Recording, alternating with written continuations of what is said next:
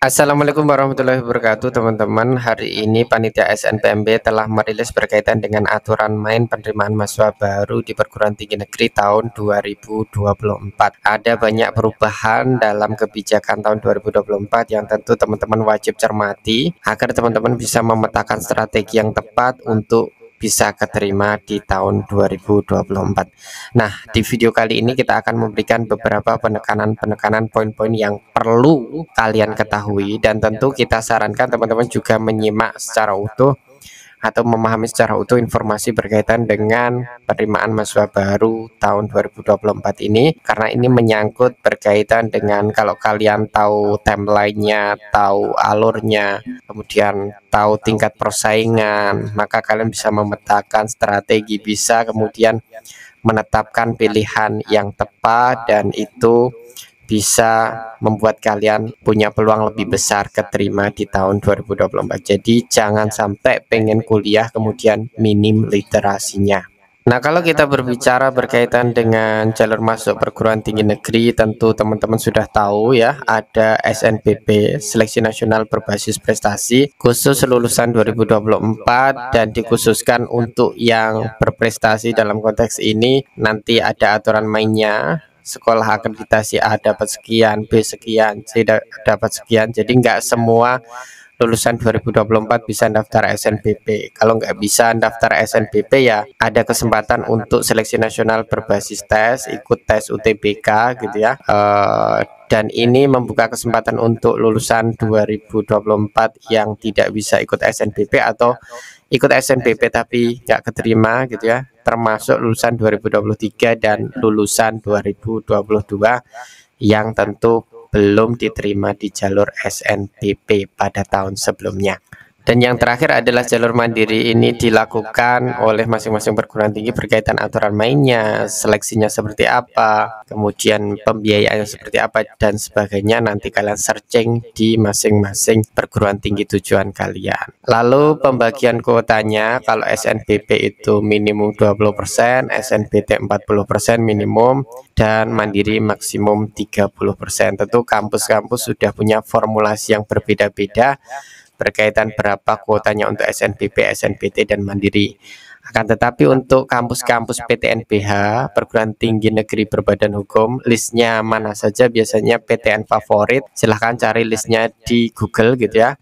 Aturannya sedikit berbeda, yakni SNBT diberi kesempatan minimum 30% dan mandiri bisa dimaksimalkan sampai 50%. Ada sedikit perbedaan aturan. Kemudian jalur seleksi SNBP dan SNBT ini kan dipegang oleh SNPMB. Nah, karena sistemnya terpusat, single sig on SSO, maka teman-teman yang pengen mendaftar di SNBP dan SNBT wajib registrasi akun SNPMB di portal SNPMB. Alamat websitenya portal/snpmb.pp3.kemdikbud.go.id. Jadi kalau SNBP itu ada peran sekolah, di mana sekolah harus registrasi punya akun SNPMB juga gitu ya. Kemudian mengisikan data siswa yang eligible ke websitenya SNPMB di PDSS-nya, baru teman-teman yang dinyatakan eligible oleh sekolah baru bisa ikut seleksi SNBP.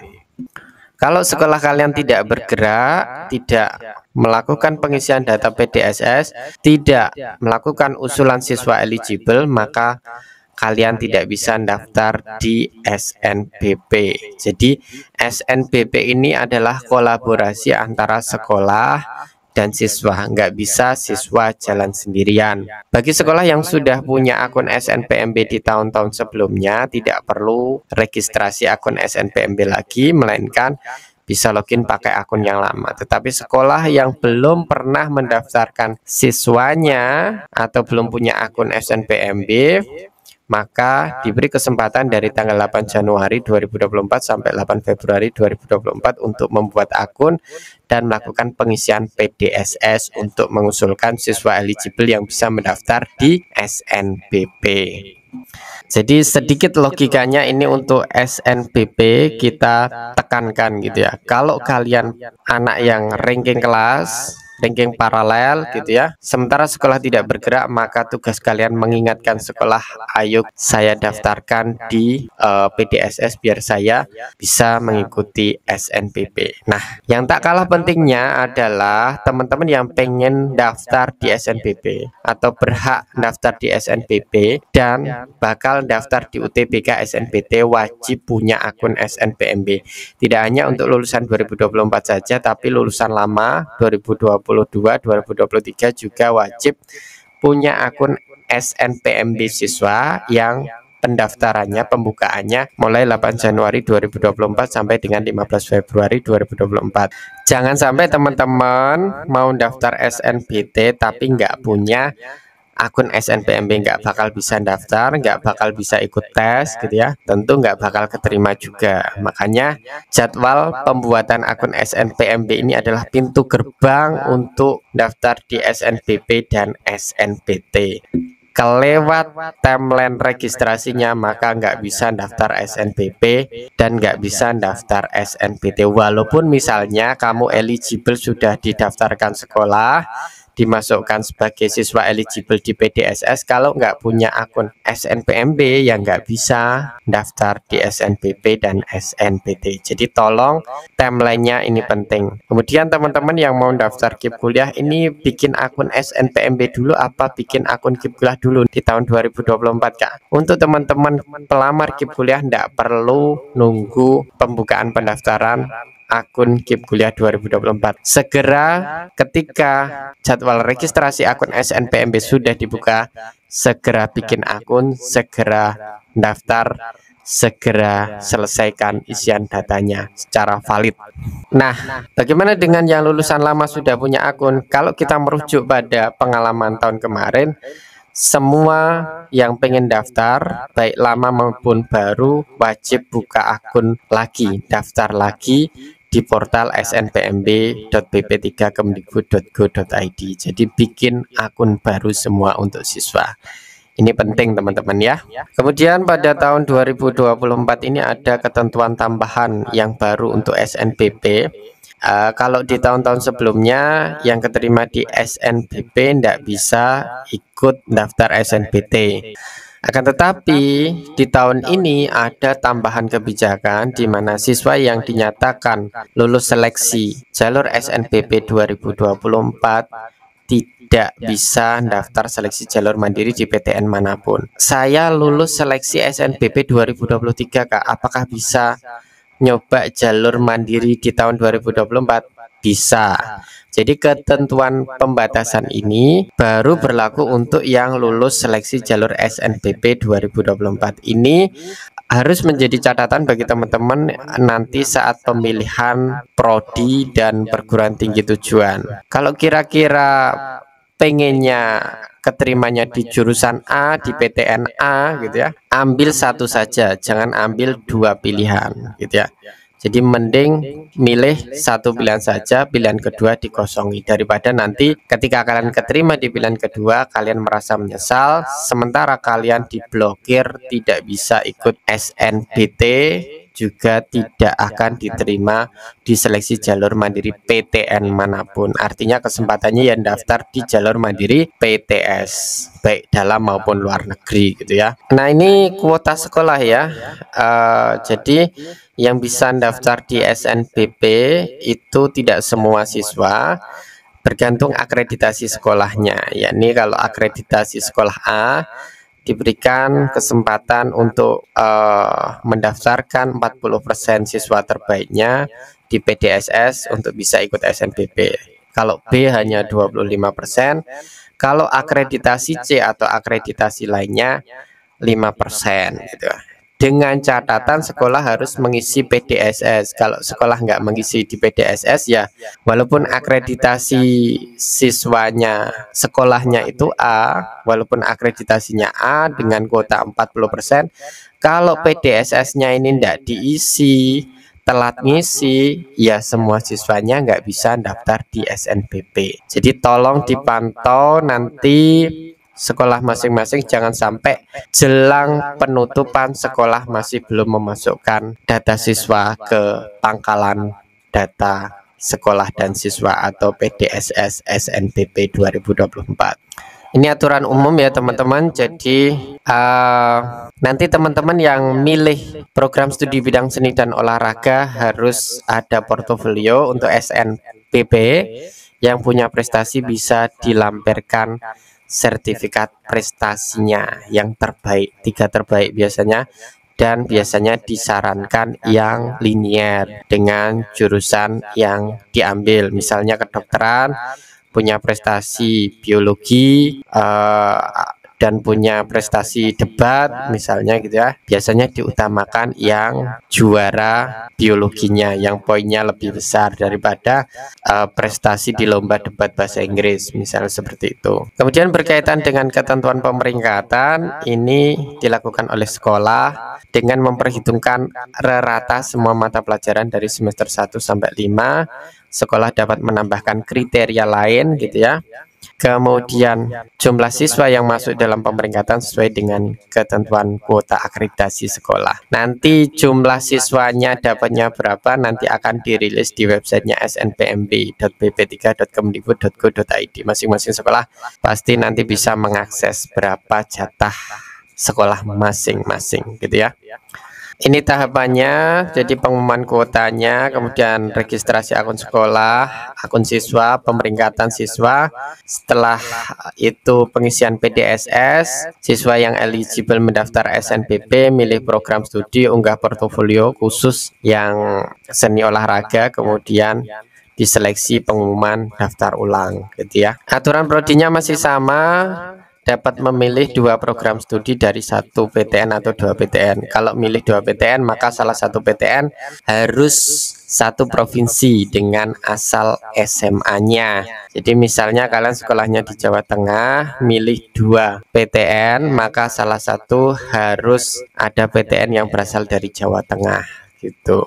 Tapi kalau milih hanya 1 program studi, misalnya kalian milihnya 1 ya, kedokteran misalnya di Universitas Mula Warman, walaupun kalian SMA-nya di Jawa Tengah, kalian bebas. Tidak ada batasan kalau hanya milih 1 pilihan. Tapi kita tekankan lagi karena aturan pembatasan di SNBP 2024, kalau kalian keterima itu tidak boleh ikut SNBT dan Mandiri PTN, maka tolong dihitung masak-masak, jangan sampai kemudian kalau kalian memutuskan memilih 2 pilihan, jangan sampai ketika kalian keterima di pilihan kedua kemudian merasa menyesal gitu ya. Kalau memang mantepnya pengen kedokteran di suatu PTN tertentu, maka pilih 1 saja daripada nanti keterima di pilihan kedua dan merasa menyesal. Ini portofolionya gitu ya, tidak perlu kita tekankan. Kemudian ini catatan sedikit berkaitan dengan seleksi SNBP itu seperti apa. Seleksi SNBP ini bertujuan untuk mendapatkan calon mahasiswa yang berkualitas ya secara akademik dengan menggunakan nilai rapor dan prestasi lainnya. Artinya memang benar-benar dicari yang nilai rapornya bagus, punya sertifikat juara yang mumpuni, biasanya minimal level kabupaten. Kemudian memperhitungkan rekam jejak kinerja sekolah. Kalau kalian berasal dari sekolah favorit, kalian punya peluang agak lebih besar dari teman-teman yang mungkin dari sekolah yang tidak pernah punya alumni keterima di perguruan tinggi favorit misalnya gitu ya. Jadi ini ya memang seperti itu, dari dulu seperti itu. Kalau misalnya dari sekolahmu nggak pernah punya alumni keterima di mana-mana, sangat sulit untuk keterima di SNBP. Jadi jangan kemudian 100% menggantungkan impian kalian di SNBP. SNBP itu kursinya untuk sekolah-sekolah favorit, lebih punya kecenderungan seperti itu, kecuali kalian punya sertifikat prestasi yang benar-benar sangat mentereng. Kalau misalnya pernah juara OSN level provinsi atau level nasional gitu ya, walaupun nggak punya alumni diterima di sekolah manapun, di kampus manapun, bisa jadi kalian tetap bakal keterima. Kemudian memperhitungkan lintas jurusan, artinya ini teman-teman SMK coba kira-kira cari jurusan yang agak linier dengan peminatan kalian. Kemudian termasuk untuk anak sosum gitu ya, kalau pengen ngambil jurusan yang agak saintek, yang kira-kira sainteknya itu perlu ilmu dasar IPA yang sangat mumpuni, jangan diambil. Misalnya kedokteran, kemudian teknik mesin, teknik informatika, matematika murni, misal seperti itu punya kecenderungan peluang kalian keterima akan sangat sulit. Kan tetapi kalau anak IPA itu ya bisa dikatakan bebas, mau daftar di Saintek maupun Sosum bisa saja keterima. Jadi anak IPA di SNPP keterima di ilmu hukum, di akuntansi, di manajemen itu banyak, di psikologi itu banyak gitu ya. Jadi kalau anak IPA lebih punya peluang besar meskipun lintas jurusan. Kemudian menggunakan kriteria seleksi nasional dan kriteria yang ditetapkan oleh masing-masing perguruan tinggi negeri secara adil, akuntabel, dan transparan. Jadi ini ada ketentuan yang agak sedikit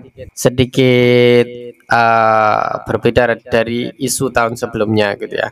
Jadi SNPP kembali ke pakemnya, di mana mau tidak mau sekolah kampus dalam konteks ini tidak mau milih kucing dalam karung, sehingga tetap bakal memperhitungkan rekam jejak, memperhitungkan lintas jurusan, dan tentu prestasi gitu.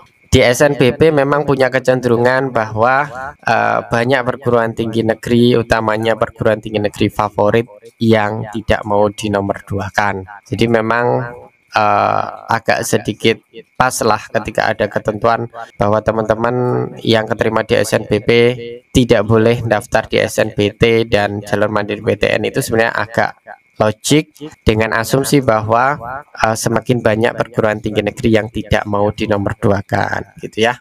Nah, sedikit menyinggung berkaitan SMK tadi ya. Biasanya untuk SNPP itu ada privilege tambahan untuk teman-teman SMK ketika mendaftar di Politeknik Negeri gitu. Karena memang Politeknik Negeri ini disetting untuk kemudian bisa mengcover teman-teman lulusan SMK ya, Politeknik Negeri dan sekolah vokasi yang linier gitu ya teman-teman.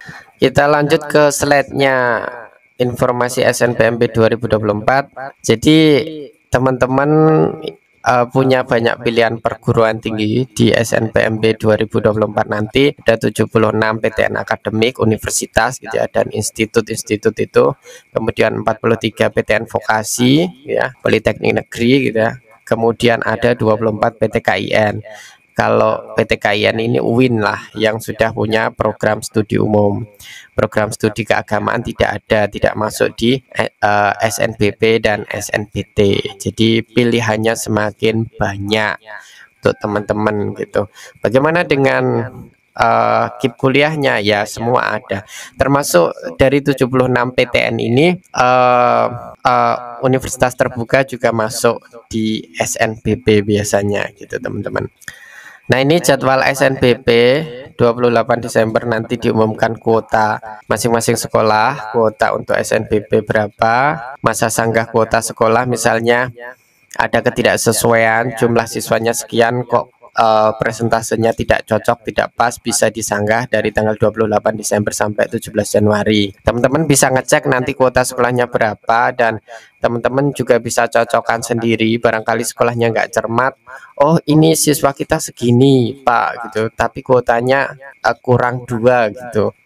Yuk ajukan sanggah. Siswa atau orang tua siswa bisa memberitahu sekolah juga. Lalu dikawal pengisian PDSS ini dari 9 Januari sampai 9 Februari, kemudian pendaftaran SNBP-nya baru 14 sampai 28 Februari, dan pengumuman hasilnya 26 Maret. Ini catatan untuk teman-teman KIP kuliah. Jadi untuk SNBP nanti alurnya adalah teman-teman buat akun SNPMB dulu. Kalau kalian eligible di SNBP, kalian setelah akun SNPMB baru bikin akun KIP kuliah. Jadi sebelum pendaftaran SNBP tanggal 14 sampai 28 Februari kalian harus menyelesaikan pengisian pendaftaran akun KIP kuliah kalian sampai dengan memilih seleksi SNBP, karena nanti di tanggal 14 sampai 28 Februari perlu ada penyambungan akun KIP kuliah ke websitenya SNPMB untuk pendaftaran SNBP, dan harus kalian sinkronisasi biar pendaftaran SNPMB kalian ada keterangan oh kalian pelamar KIP kuliah.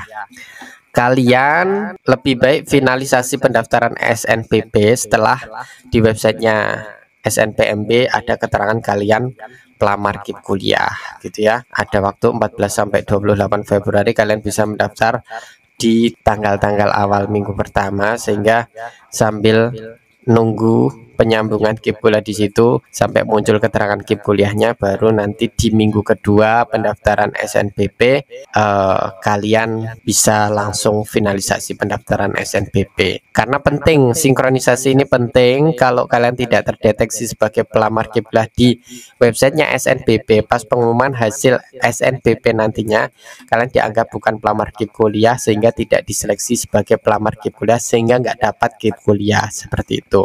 Kecuali ada kasus khusus, misalnya kuota KIP kuliah kampus banyak, kemudian kampus membuka pengumuman siapa yang alur pendaftaran KIP kuliahnya salah atau belum daftar KIP kuliah, ini masih ada kuota, segera daftar. Kecuali ada pengumuman seperti itu di kampus. Tapi praktek tahun 2023 kuota KIP kuliah tidak cukup memadai di banyak perguruan tinggi gitu ya. Kita lanjut ke UTBK. Ini panjang ya teman-teman, tapi poin-poinnya perlu kita tegaskan gitu. Jadi jelas teman-teman yang tidak keterima di SNBP, berarti KIP kuliahnya yang pelamar KIP kuliah kan belum diproses KIP kuliahnya kalau kalian belum keterima di satu seleksi masuk perguruan tinggi. Jadi kalian daftar di UTBK SNBT. Ini di ketentuannya tesnya hanya diberi kesempatan sekali, dan hasil UTBK ini berlaku untuk mengikuti SNBT dan bisa dipertimbangkan untuk penerimaan di PTN jalur mandiri gitu ya. Seleksi jalur SNBT berdasarkan hasil UTBK dan portofolio khusus untuk prodi seni olahraga. Nah, ini ketentuan tambahannya, siswa yang dinyatakan lulus seleksi SNBP 2024 tidak dapat mendaftar jalur mandiri di PTN manapun, termasuk peserta yang dinyatakan lulus melalui jalur SNBT 2024 dan telah daftar ulang ya teman-teman, atau registrasi di PTN yang dituju tidak dapat diterima pada seleksi jalur mandiri 2024 di PTN manapun. Saya keterima di SNBT 2024 tapi tidak daftar ulang Kak, gara-gara saya mau ngejar di jalur mandirinya, gara-gara saya keterima di pilihan ketiga misalnya, pilihan keempat Kak gitu, saya kurang puas. Sepanjang kalian tidak daftar ulang atau tidak registrasi ulang, maka harusnya kalian punya kesempatan untuk tetap ikut jalur seleksi mandiri di PTN yang kalian tuju. Jadi ini dicoba fair, adil gitu ya, tidak boleh berdiri berpijak di dua kaki gitu ya, yang sana ikut dukung, yang sini ikut dukung gitu ya, nggak boleh. Jadi kalau memang kalian pengen ikut di jalur mandiri PTN, maka jangan daftar ulang gitu ya, jangan daftar ulang. Kalau daftar ulang ya udah, itu harus kamu ambil.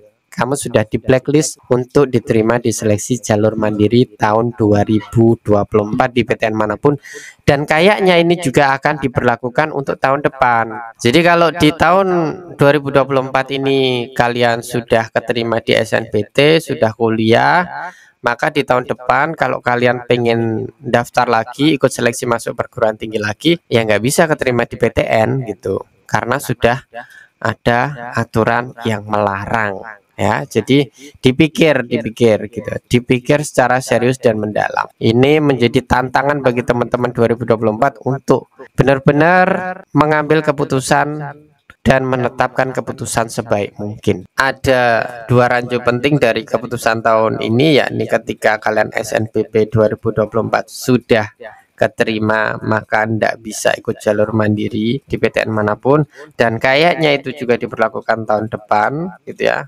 Walaupun kalian mau daftar lagi tahun depan, ya nggak bisa, sudah diblokir tahun ini dan tahun depan juga ikut diblokir, termasuk yang SNBT ini. Tahun ini diblokir, harusnya tahun depan juga diblokir. Seperti itu teman-teman. Tapi orang kaya mah bebas gitu ya.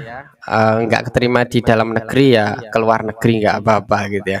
Ini persyaratannya, ada tambahan klausul untuk paket C maksimal 22 tahun per 1 Juli gitu ya. Kemudian membayar biaya UTBK kecuali peserta KIP kuliah. Ini kita kasih catatan, kita masih nunggu kepastian untuk KIP kuliah apakah digratiskan semua atau tidak. Berpijak pada ketentuan tahun kemarin yang gratis biaya UTBK pelamar KIP kuliah yang sudah terdata di DTKS atau Desil 1 sampai 3 P3KI itu gratis.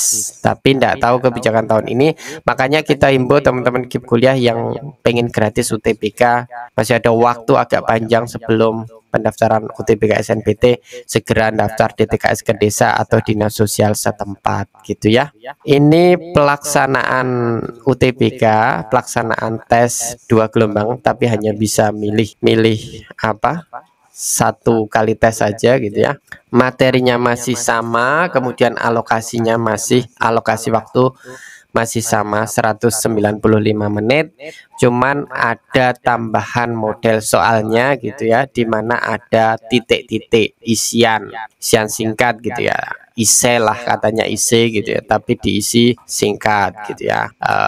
Jadi ya harus siap dengan berbagai perubahan kebijakan yang ada. Dan materi UTBK 2024 diupayakan fair, jadi tidak ada TKA, walaupun tanpa bimbel yang ruwet sekalipun, mahal sekalipun, harusnya kalian bisa mengerjakan ini, dicoba seadil mungkin gitu ya. Tapi masih ada matematika dan bahasa Inggris yang tidak mudah untuk dikerjakan. Ini pendaftarannya ya tadi saya tegaskan bahwa kalau nggak punya akun, nggak bikin akun di timelinenya ya nggak bisa ikut UTBK. Nah, semuanya ya, login di akun SNPMB, melengkapi biodata, pilih pusat UTBK, kalian tes dimanapun nggak ngaruh ya.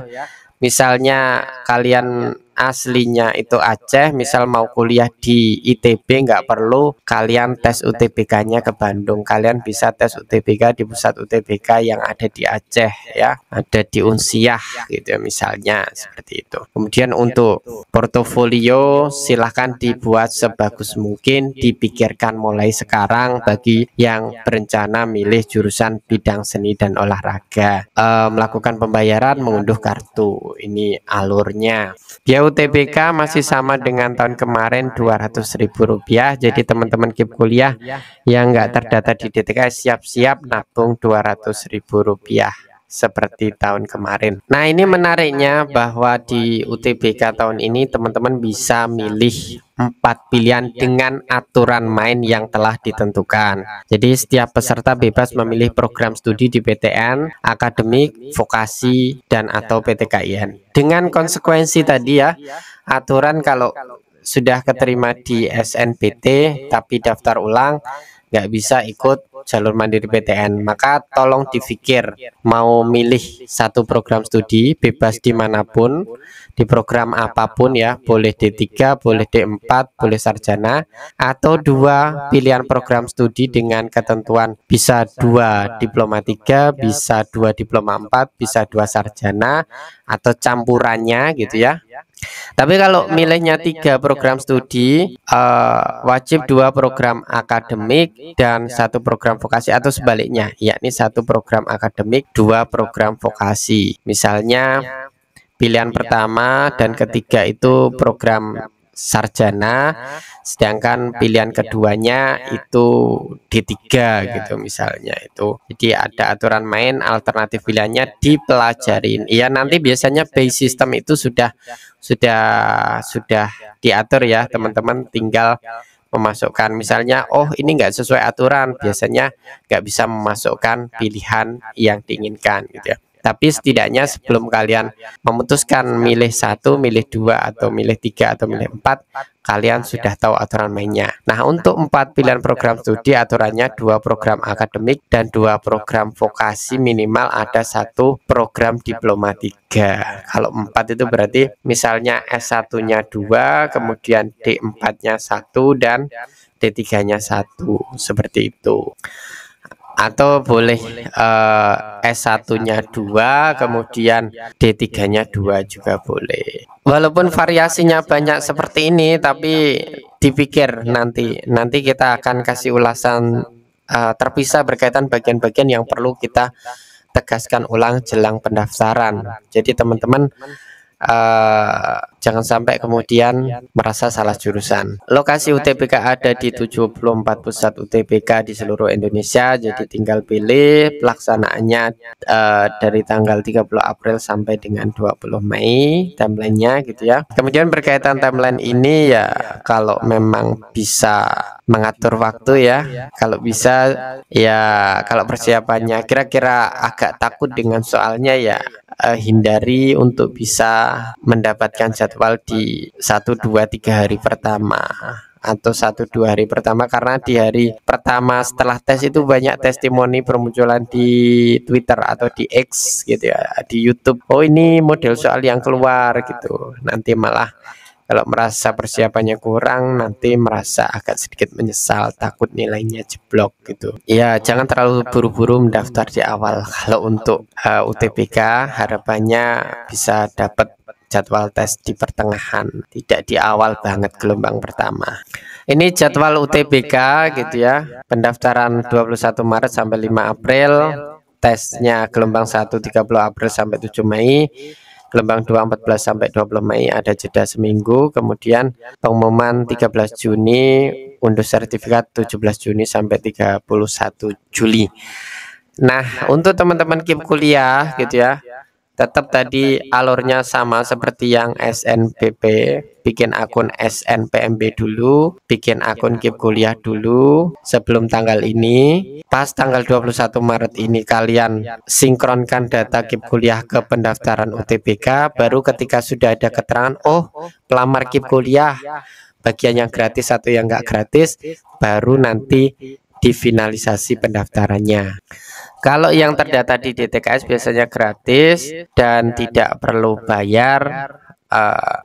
Kalau sudah terdeteksi langsung bisa finalisasi, bisa cetak kartu tes. Tapi yang diminta bayar ya harus bayar sesuai ketentuan. Tapi harus ada sinkronisasi keterangannya dulu gitu. Kalau belum sinkron ya pasti ada tagihan, karena dianggap kalian pelamar reguler yang tidak ditandai sebagai pelamar KIP kuliah, sehingga harus bayar. Makanya nanti dicermati yang pengen daftar KIP kuliah untuk SNPT juga.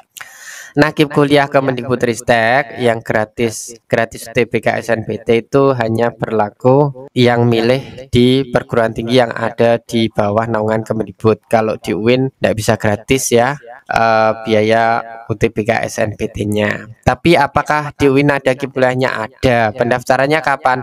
Setelah kalian keterima mengikuti timeline pengumuman masing-masing UIN yang nanti menerima kalian. Sebagai penutup, ini kita tegaskan bahwa SNBP itu sulit ya. Jadi teman-teman yang kira-kira dapat ranking bagus sekalipun di sekolahnya, pesan saya jangan menggantungkan harapan kalian terlalu besar untuk keterima di SNBP. Makanya waktu yang ada, kalau nanti punya jeda waktu, silahkan tetap kalian harus objektif memilih jurusan yang kalian kejar di SNBP, tapi jangan kemudian terlena. Persiapkan dengan matang untuk SNBT-nya, karena persaingan se-Indonesia Raya. Tahun kemarin pelamarnya sampai 800.000, yang keterima mungkin 200 ribuan, artinya hampir 600.000 itu tidak keterima, dan itu angka yang sangat banyak. Makanya persiapan sendari jauh-jauh hari untuk SNBT adalah kunci sukses, dan cermati aturan yang ada. Jangan sampai kemudian kalian nggak tahu aturan mainnya, kemudian merasa dirugikan dengan ketidaktahuan kalian sendiri. Itu yang bisa saya sampaikan. Nanti hal-hal lain akan kita ulas menyusul.